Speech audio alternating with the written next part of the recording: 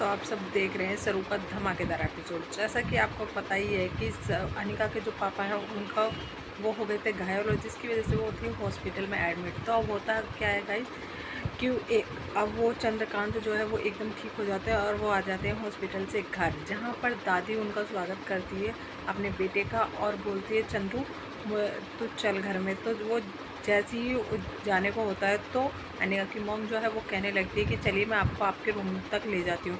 तभी दादी बोलती है कि नहीं चंद्रू कहीं नहीं जाएगा, चंद्रू तू मेरे साथ आ। तो चंद्रू को वो ले जाती है अपने साथ और बोलती है कि चंद्रू मेरे को एक चीज़ दिखानी है तेरे को। तो तभी वो टीवी ऑन करती है और दिखाती है कि देख मैंने जो है वो सरोजा की न्यूज़ हर जगह फैला दी है और इनाम भी रख दिया है इस पर कि जो भी सरोजा और सरोजा की बेटी को ढूंढ के लाएगा उससे पैसे मिलेंगे।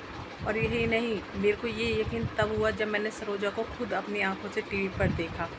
तो चंदू इस बात को सुनकर काफ़ी खुश हो जाता है और उसे अब उम्मीद है कि कहीं ना कहीं से सरोजा अब मिल जाएगी। जो वो समझ बैठा था कि वो अब इस दुनिया में नहीं है, बल्कि ऐसा नहीं है। तो अब दादी ने अपनी पूरी जी जान लगा दी है सरोजा को ढूंढने के लिए। वहीं अनिका और जाती है कॉलेज में और वो भी अपने पहले वाले रूप में, जैसे वो स्टाइलिश पहले बन के रहती थी उसी तरीके से। तो उस रूप में उसे देख के वेद और वो सरू जो है वो हैप रह जाते हैं और बोलते हैं कि ये लड़की तो कभी नहीं सुधरने वाली। तो इतना बोलते ही हैं फूला भी बोलने कमेंट करने लगती है अनिका के लिए। तो एकदम से अनिका सुन लेती है और अनिका बोलने लगती है फूला को कि फूला तुम कुछ ज़्यादा नहीं बोल रही हो और तुम इतना मत बोलो। और तुम्हें तो देखो मैं अब 3 दिन बाद बताऊंगी जब मैं इस वाले कॉलेज की बनूंगी एम्पायर, बजाज एम्पायर की मालकिन बनूंगी। तो तुम 3 दिन बस रुक जाओ और फिर सब में पहले मैं एक ही काम करूंगी कि इस वाले कॉलेज में जो गंदगी फैली हुई है ना पहले उसे साफ़ करूंगी। तो कहीं ना कहीं इशारा कर रही थी फूला और सरू की तरफ। तो वेद और अनिका इतना सब कुछ कहती है और वहाँ से चली जाती है। तभी फूला बोलती है कि सरू ये क्या अनिका बात कर रही है, मेरे को इसकी बात नहीं समझ रही हो। ये क्या कह रही है कि सिर्फ 3 दिन बाद और वो भी ये बनेगी बजाज एम्पायर की मालकिन, और वो भी ऐसे कैसे हो सकता है। तभी अब सरू को समझ नहीं आ रहा है कि ये जो अनिका कह के गई है वो रियल में सच है या फिर वो ऐसी हवा में बातें करके गई है। तो वो अब जाती है दादी के पास और दादी से जब वो बातें कर रही होती है तो तब दादी बताती है कि सरू जो अनिका बोल रही है वो सही बोल रही है। दरअसल हुआ कुछ ऐसा था कि मैंने 6 महीने के लिए बोला था कि अगर मेरी पहली पोती मिल जाती है और सरोजा मिल जाती है तो ये वाली जो सारी भी प्रॉपर्टी है और कॉलेज सब हैं और ये घर भी मेरा, सब प्रॉपर्टी पे पूरा हक हो जाएगा मेरी पहली पोती का।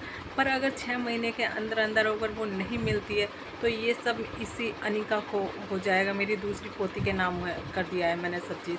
तो अब मेरे को कैसे न कैसे करके मेरे को सरोजा और उसकी बेटी को ढूंढना ही पड़ेगा और मेरे पास ज़्यादा टाइम नहीं है इसके लिए सरू, सिर्फ और सिर्फ 3 दिन है।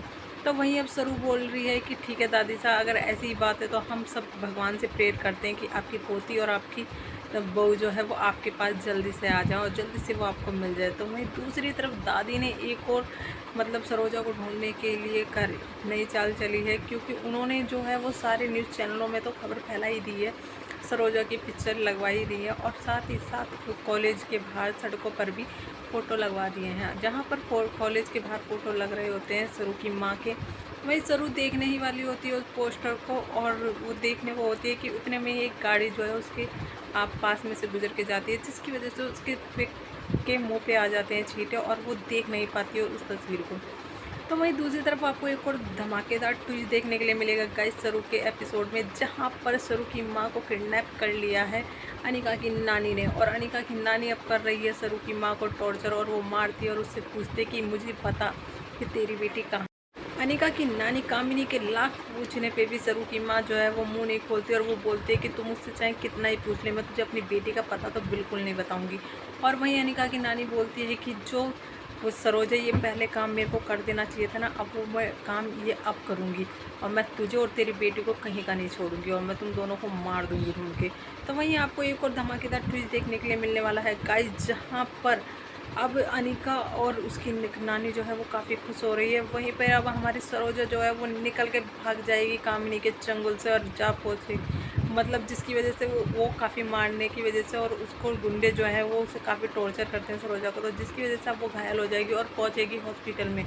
और ये वाली खबर पहुँचने वाली है अब दादी के पास और दादी और चंद्रू जो पहुँचेंगे वो सरोजा के पास, जहाँ दादी एक तरफ से सरोजा को देख के काफ़ी खुश हो रही होती है, वहीं कामनी अब दोबारा दूसरी तरफ कर रही है एक और भयानक चाल चल रही है, जिसकी वजह से अब दादी को काफ़ी मतलब नुकसान उठाना पड़ेगा। होता कुछ ऐसा है गाइस, जहाँ पर दादी सरोजा को देख के काफ़ी खुश है, वहीं कामनी कर रही है अनिका के दादा को मारने की कोशिश, और वो बोलती है कि जब तक सरोजा को होश आएगा ना, तो मैं तब तक तो तेरे को मैं यहाँ से दुनिया से मतलब उठा दूँगी, हमेशा के लिए मैं मार दूँगी तुझे।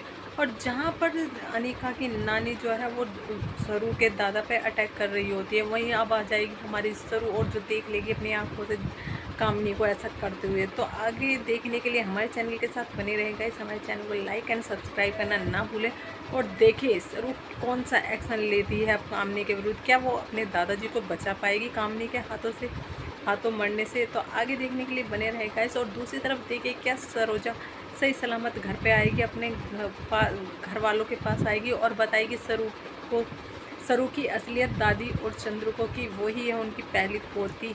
और देखने के लिए हमारे चैनल के साथ तो सरू के धमाकेदार एपिसोड देखने के लिए आगे हमारे चैनल को लाइक एंड सब्सक्राइब करना ना भूलेगा, एंड बेल आइकन को दबाएं।